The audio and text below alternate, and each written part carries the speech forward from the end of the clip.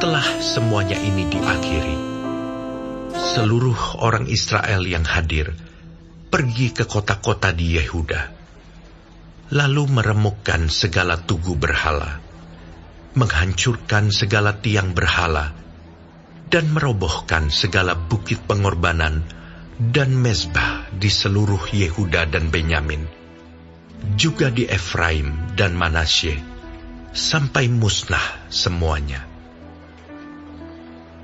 Kemudian pulanglah seluruh orang Israel ke kota-kotanya, ke miliknya masing-masing. Hizkia menetapkan rombongan para imam dan orang-orang Lewi, rombongan demi rombongan, masing-masing menurut tugas jabatannya sebagai imam atau sebagai orang Lewi, untuk mempersembahkan korban bakaran dan korban keselamatan, untuk mengucap syukur dan menyanyikan puji-pujian, dan untuk melayani di pintu-pintu gerbang di tempat perkemahan Tuhan. Raja memberi sumbangan dari harta miliknya untuk korban bakaran, yakni korban bakaran pada waktu pagi dan pada waktu petang, korban bakaran pada hari-hari Sabat dan pada bulan-bulan baru, dan pada hari-hari raya, yang semuanya tertulis di dalam Taurat Tuhan.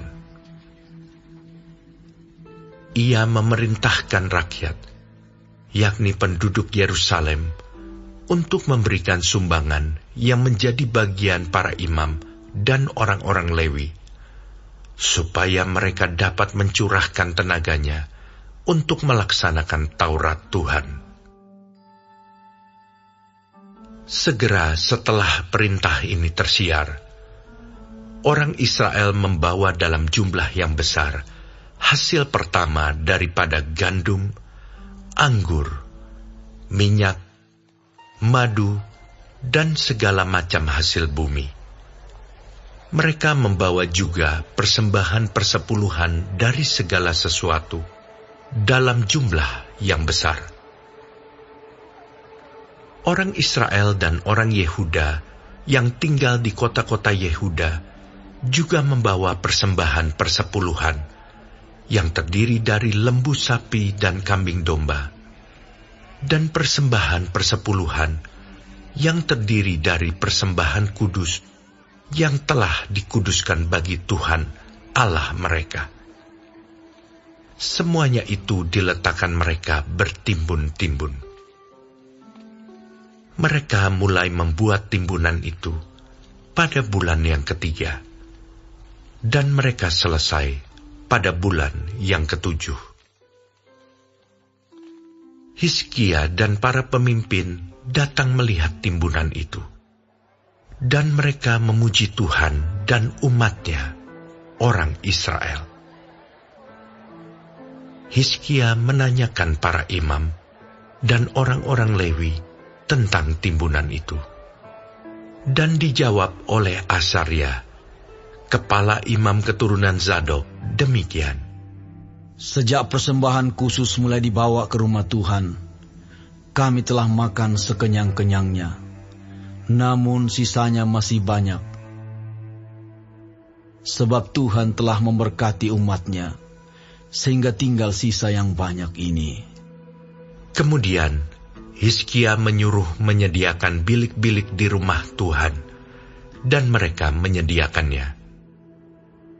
Dan dengan setia mereka membawa segala persembahan khusus, persembahan persepuluhan, dan persembahan-persembahan kudus itu ke sana. Konanya, seorang Lewi, mengawasi semuanya, dan Simei, saudaranya, adalah orang kedua. Sedang Yehiel, Azazia, Nahat, Asael, Yerimot, Yozabat, Eliel, Yismakia, Mahat dan Benanya adalah penilik di bawah konanya, dan Simei saudaranya itu sesuai dengan petunjuk Raja Hizkia dan Azaria, kepala rumah Allah. Dan Kore bin Yimna, seorang Lewi, penunggu pintu gerbang di sebelah timur, mengawasi pemberian-pemberian sukarela untuk Allah, serta membagi-bagikan persembahan khusus yang untuk Tuhan dan persembahan-persembahan Maha Kudus.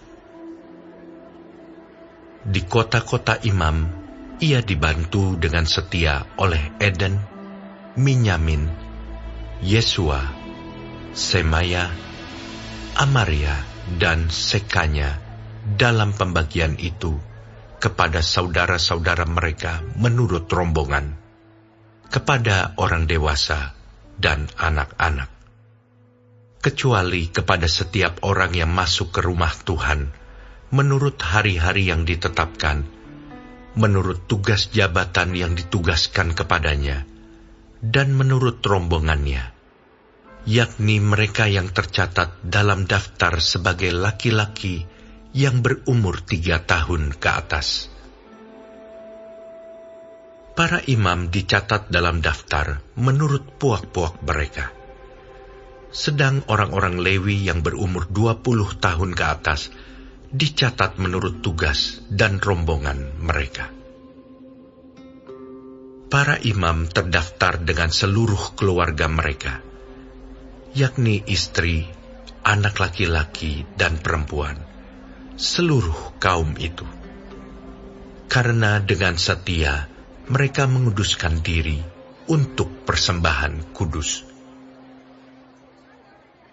Bagi keturunan Harun, yakni imam-imam, yang tinggal di padang-padang penggembalaan sekitar kota-kota mereka, di setiap kota ada orang-orang yang ditunjuk dengan disebut namanya, untuk mengadakan pembagian kepada setiap orang laki-laki dari keluarga imam, dan kepada setiap orang Lewi yang terdaftar. Demikianlah perbuatan Hizkia di seluruh Yehuda. Ia melakukan apa yang baik, apa yang jujur, dan apa yang benar di hadapan Tuhan Allahnya.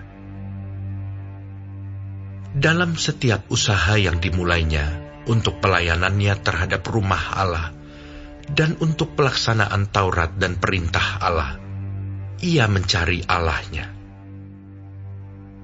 Semuanya dilakukannya dengan segenap hati, sehingga segala usahanya berhasil.